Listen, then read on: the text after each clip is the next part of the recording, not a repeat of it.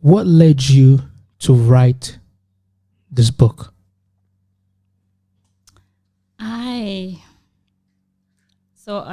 My childhood, like I told you, being born in a refugee camp, it had, this is a depleted place. You're not living but existing. And so to be born there and you're looking at your parents, they have no dreams themselves. These are people that were, they lived a miserable life in that refugee camp. They had their own place, they had their own home, but they were forced to leave it because what happened, because there was genocide in our country. There was circumstances surrounded my parents to leave their homeland and to come to Uganda to become refugees. And I was born into that. So to be born into that, you inherit what you're born into. And I inherited being a refugee, being no dream. I'm just there. And so, and basically we would not talk about anything. We're just there. So, but in that process, I went to elementary school, and then after we finished elementary school, we would go to the city. Yeah. So I went to Kampala, and I didn't want to go. I didn't want to leave my mom. I wanted to stay with her, but she told me, she's like, Paul, you have to go.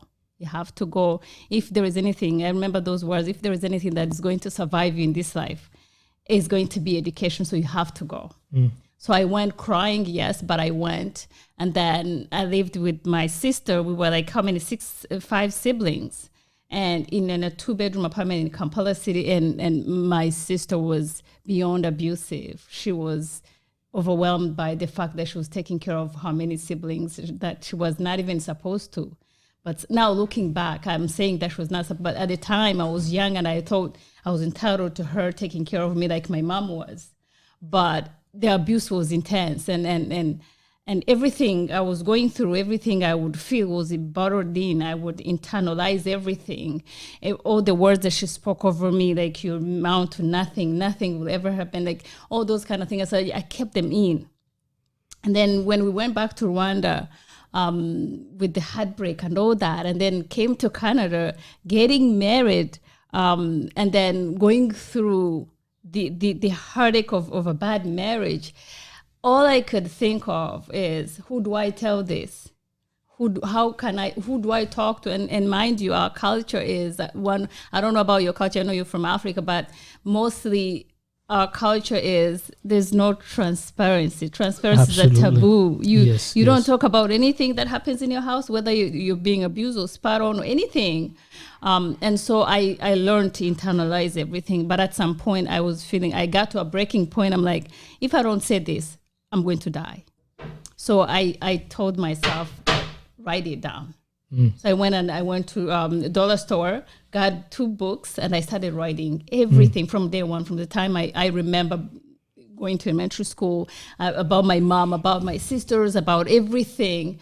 And then I'm like, so if I'm writing this, why can't I put it in a book, and somehow somebody could actually be blessed by this, or find if somebody out there could read this and somehow find some solace, some grace, some peace in this, then I'll have done my job. And so that's what led me to writing a book, because I knew, for one of the reasons was it was therapeutic. That was the only way to get it out, to start my healing journey. Wow. It's as if there was something in you that needs to be expressed. Yes. But because you cannot voice it out because of the culture that you find yourself, you voice it out by writing it down. Yes. And most times people don't know the power of writing. You just writing something down, it's like you're releasing all the load, all the things that are in your heart. If thank God that we have the gospel being preserved of accounts of people's stories. The next question I want to ask you regarding your book is, the title is very, very intriguing, Purpose Beyond Pain. Learning to trust God's grace through life's trial. Just the title itself speaks volume of the content of this book. If you can briefly elaborate the title. Purpose Beyond Pain. I went through the grieving process of my mother and my father eventually, and then looking at the abuse that I was basically raised into, and then the marriage itself that eventually ended. I had to sit down and look at my life and look at what was happening. And I had to realize that it was through the pain that I had to come up with a purpose. The pain itself, if you look at the pain, you would just, and if you look at just the pain, it becomes, it can kill you if you don't see anything out of it, if you don't see the purpose out of it. So I had to see, was there a purpose out of what I went through? Was there a purpose of me losing my mother? Was there a purpose of me going through a bad marriage and somehow come out alive? Was there a purpose? And so I realized that there was a purpose. The purpose is what? Gratitude. You're still alive. You survived. And you did not just survive. You're thriving. Some people went through what you went through, but they are crazy out there. They have lost their mind. I could have lost my mind. I could have had a nervous breakdown. I could be in a hospital. But looking at my life, looking at how things came together, raising two sons on my own, and I wake up on a daily basis and I'm thanking God and I'm praising. That was purpose. That was purpose, to tell people that there is actually, even if you go through pain, there is purpose out of it. What is the purpose? To thank God, to the gratitude itself, to testify about this same Jesus who, I wrote about a woman at the well, John 4, the women at the well. This is a story that was really so real to me, because I saw how this woman was not, she's not, there's no name about her. She's just mentioned after a city. And that talks about what she was going through. But I see a Jesus who waited for her at the well. She was that important. And I'm like, my purpose is to tell people that I'm that important.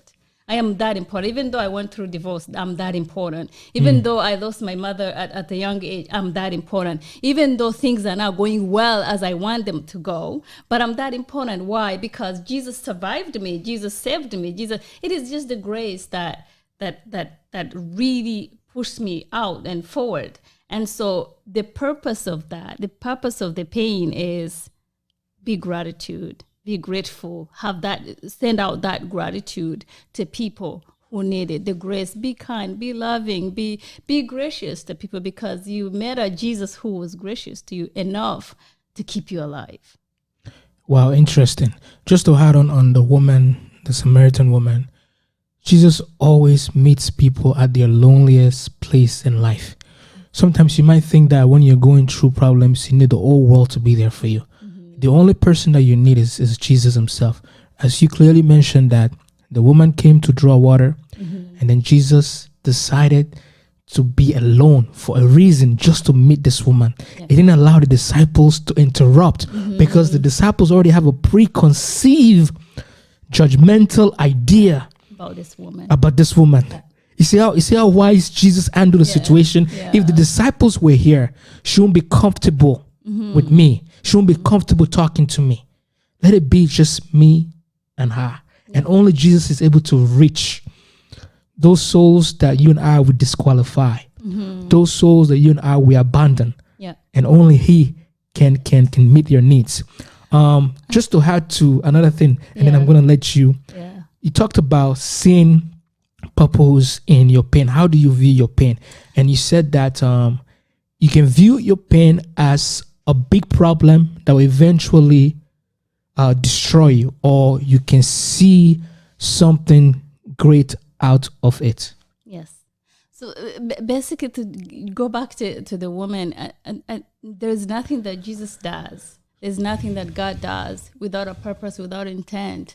And one of the reasons why this woman, Jesus had to make a detour, because he's on his way. He had traveled the city with the disciples, and somehow they were going back to where they lived, and somehow he told the disciples to go and find food. They were very hungry and they were tired, and he said, "Go find food, and I'm going and come back and find me." But for him, he made that detour to wait for this woman, not just to have a dialogue, not just to tell her that he was a Messiah, but there was a purpose, and the purpose was to make this woman an evangelist. This was the woman who she had nothing to do with people. She had nothing to do with anybody because of the life she was leading, having how many husbands? 5.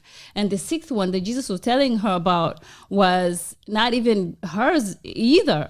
But Jesus had a purpose, has a mission. And when I look at my life, I'm like, the fact that I went through what I went through and I didn't go crazy and nothing really, there was a purpose that God did that for me, that Jesus did that for me. So everything God does has a purpose.